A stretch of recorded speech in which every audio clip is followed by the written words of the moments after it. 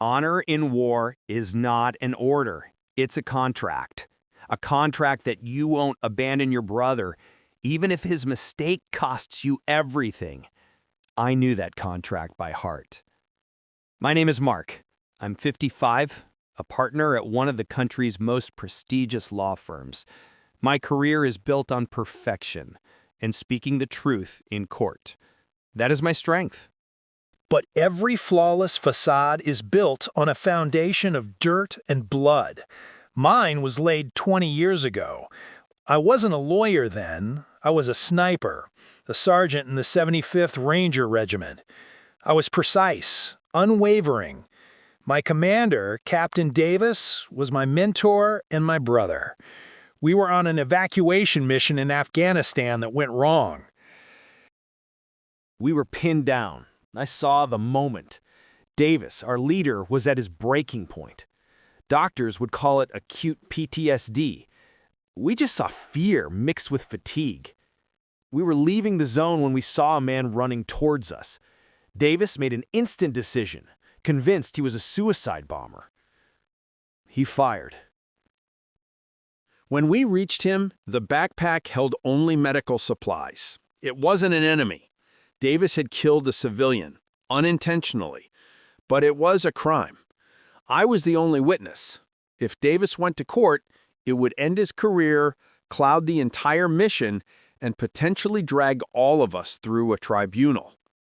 Davis looked at me with raw pleading. "Mark, say he fired first. Say it was enemy fire." I made my choice. I signed a report stating the civilian was hit by an enemy sniper as we retreated. I lied. I saved my commander, saved the squad's honor, and we returned as heroes. I felt dirty, but we survived. 20 years later, Davis is now a general, nominated for an influential position at the Pentagon. My lie should have been buried under 2 decades of success, but the past always finds a way back. A young investigative journalist working on a book found old meteorological data and angular calculations that contradicted my testimony. A lie in war is like pus in a wound. You close it to prevent infection, but it keeps festering inside you. I thought a military secret, buttressed by 2 decades of my legal reputation, was invulnerable. I was wrong. I received an anonymous package. Inside were not threats, but neatly folded printouts, satellite images, weather reports, and, the most damning, an internal memo from Sergeant Reed, our communicator, killed a year later, stating there were serious discrepancies in the captain's report. Reed, unknowingly, left a traitorous clue. An hour later, the journalist Elizabeth called. She had a young, steely voice. She wasn't blackmailing, she was investigating. She reported she had published a preview stating the enemy sniper report was falsified. She gave me 48 hours to contact the source and comment before she took the full story to the military tribunal. Elizabeth didn't want money. She wanted the truth. And that truth would cost General Davis his future and me my freedom. I immediately called Davis to my office. He walked in, a general, a man in command of thousands. But in his eyes, I saw the same frightened captain from 20 years ago. We closed the door. 2 pillars of the establishment hiding from the truth like a bullet. I showed him Elizabeth's materials. He was stunned. "Reed, he always suspected something," Davis whispered. "Mark, I must get this Pentagon job. It's for my wife, who survived cancer. It's for the country. I'm the right man to change things for the better." The price of the lie had increased. If I exposed the truth now, I wouldn't just destroy a general. I would destroy the image of a flawless leader who inspires thousands.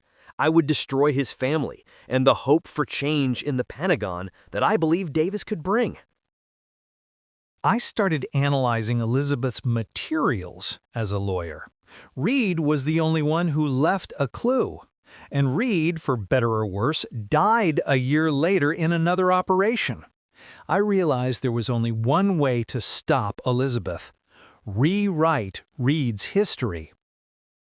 I had to fabricate evidence that Sergeant Reed was the one who actually fired the erroneous shot, and Davis covered it up to save the honor of a fallen soldier. It was a monstrous lie, but it explained every discrepancy. Reed's memo would look like his posthumous remorse or admission of error.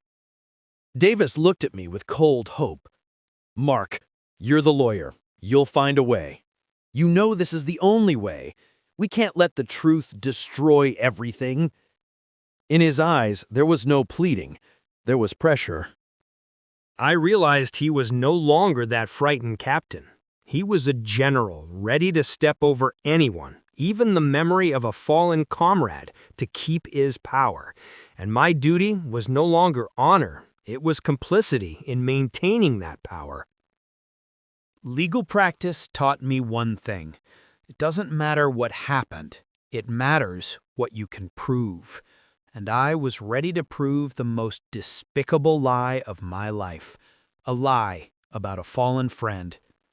Davis was pleased with my plan. He provided access to old, partially digitized combat logs of the 75th Regiment. My job as a lawyer was to create a legal loophole in the case. If I could convincingly prove that Reed was under extreme stress and temporary loss of control that day, his error would be the perfect explanation for the discrepancies in his own memo. To do this, I needed to adjust the testimony of the medics who treated the squad after the mission.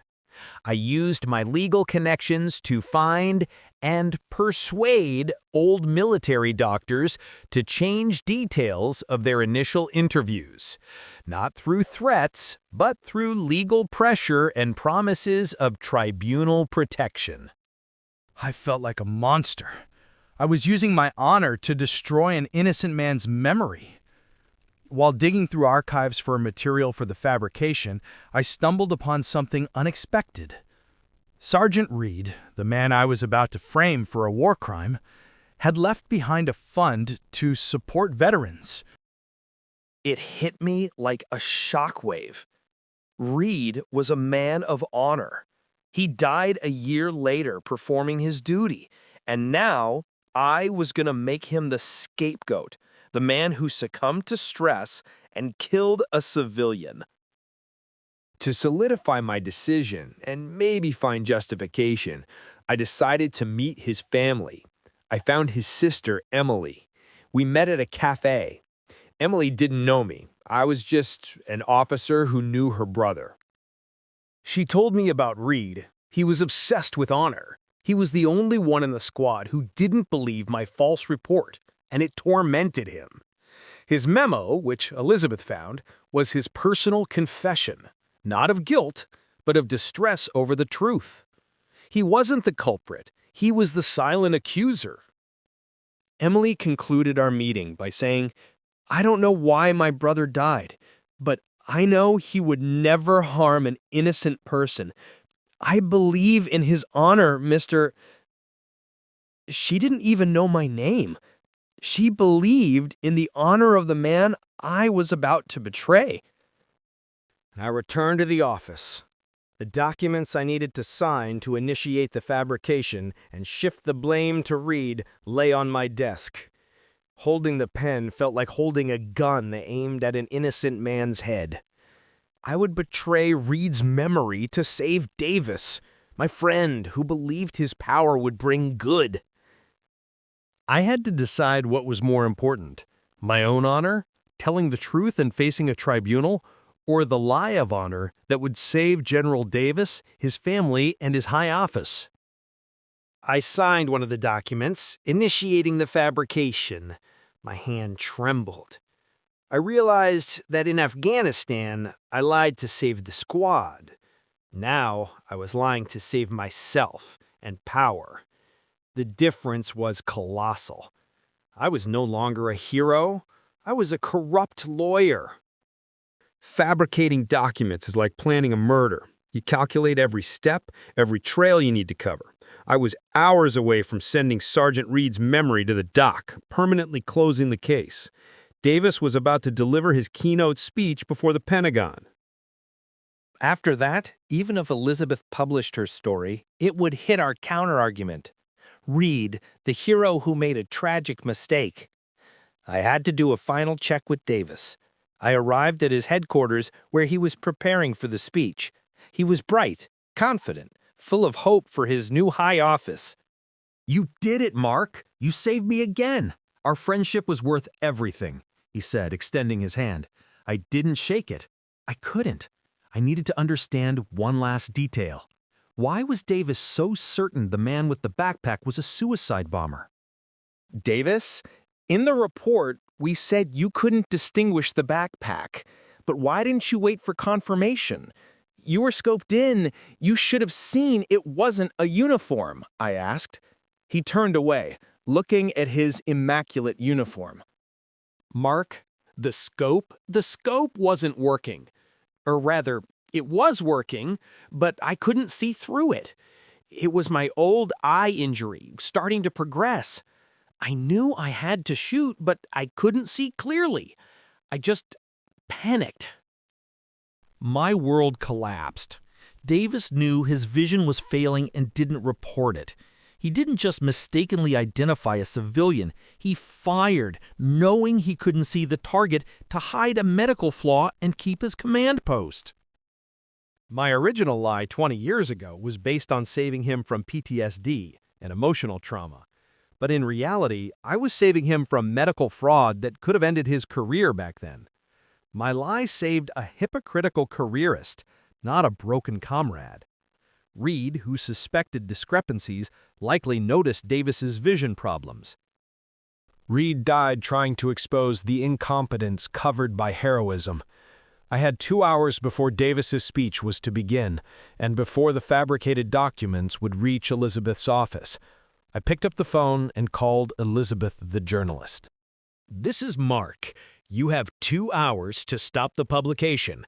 I will give you all the information you were looking for and more. This is not just about the false report, but the reason for that false report."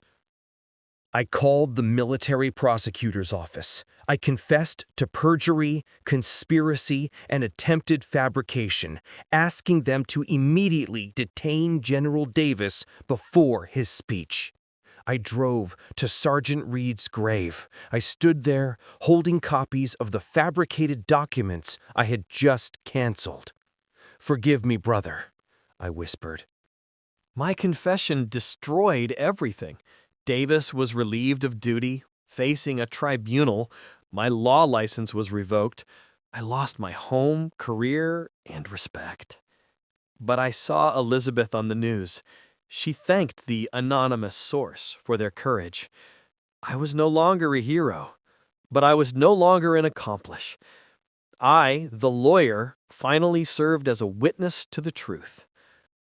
My confession didn't bring me freedom, but it brought me peace. General Davis faced a tribunal for murder and covering up a medical disability. My legal career was over, but I avoided jail. The court acknowledged my initial perjury was done under duress, and my subsequent confession was an act of atonement. I lost my partnership, but I didn't leave the profession. I opened a small legal consultancy specializing in defending veterans facing military or civilian prosecution due to service-related injuries. Now, I use my knowledge to fight those who misuse the system for personal gain. I often think of Sergeant Reed. I left my ranger patch on his grave. I felt I no longer deserved it. But Reed, whose peace I tried to disturb, deserved all the honor. My 20-year lie wasn't about saving a friend from a tribunal. It was about saving my own illusion of honor. I couldn't accept that my hero was a careerist. The lie was my comfort. When I learned Davis lied about his vision, my own lie became unbearable. I realized that by trying to save the general, I had become exactly the same hypocritical man as him.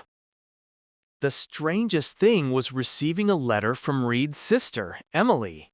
She wrote, "I don't know who you are, but the anonymous source who revealed the truth about our commander was a brave man. I finally know my brother was not guilty. Thank you for restoring his honor." She was talking about me.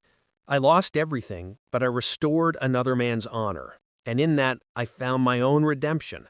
I'm no longer a sniper or a lawyer aiming for the truth. I am just Mark, paying the price for my silence. My story is about the cost of silence. When you lie for higher honor, you save the person's right to continue the lie. This lie always returns at the worst time to demand the highest price. What would you have done in my place? If you value stories about tough moral choices, the price of honor, and military dilemmas, please hit the like button on this video. Subscribe and turn on notifications to never miss stories about men fighting for their truth. Your support helps us release this content.